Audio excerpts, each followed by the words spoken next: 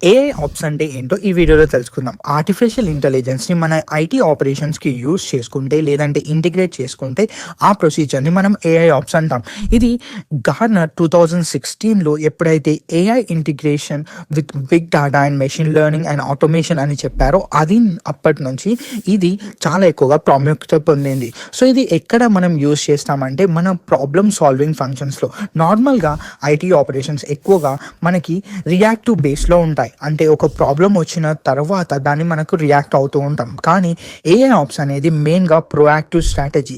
ఇది already predict చేస్తుంది. Highly efficient strategic అసెట్స్‌ని ఏమీ కాకముందే దాన్ని ప్రెడిక్ట్ చేసి కాపాడుతుంది. సో, మెయిన్‌గా ఏఐ ఆప్స్‌ని ఎక్కడెక్కడ వాడుతున్నారు, అలాగే దాని కోర్ ఫంక్షనాలిటీ ఏంటో ఇప్పుడు తెలుసుకుందాం. ఫస్ట్ ది అనామలీ డిటెక్షన్ దగ్గర. ఈ కేపబిలిటీ అనేది మోస్ట్ ఇంపార్టెంట్. మనకి ఒక పొటెన్షియల్ ఇష్యూ వచ్చినప్పుడు అది ఔటేజెస్‌కి ఎస్కలేట్ కాకముందే మనం గుర్తుపట్టి అదిని మనం కరెక్ట్ చేసుకోవచ్చు. And event correlations. నార్మల్‌గా ఎప్పుడైనా సరే మనం మానిటరింగ్ టూల్స్ డిఫరెంట్‌గా అన్ని టూల్స్ దగ్గర నుంచి మనకి మెట్రిక్స్ అయినా, డాటా వచ్చినప్పుడైనా సరే మనం బొంబార్డ్ అయిపోతాం. సో, అలాంటి టైంలో ఏఐ ఆప్స్‌ని మనం ఇంట్రడ్యూస్ చేసినట్టయితే వాటి అడ్వాన్స్డ్ అల్గారిథమ్స్ లేదంటే మిగిలిన అన్ని టూల్స్‌ని కంబైన్ చేసి ఆ డాటాని కంబైన్ చేసి ఒక కోరిలేటెడ్ మనకి ఇష్యూని ప్రెజెంట్ చేస్తుంది. ఇది కాకుండా ఒక ఆర్‌సీఏని కూడా మనకి ఫైండ్ ఔట్ చేస్తుంది. ఒక కోరిలేషన్ కాకుండా ఒరిజినల్‌గా ఎందుకొచ్చిందో అని.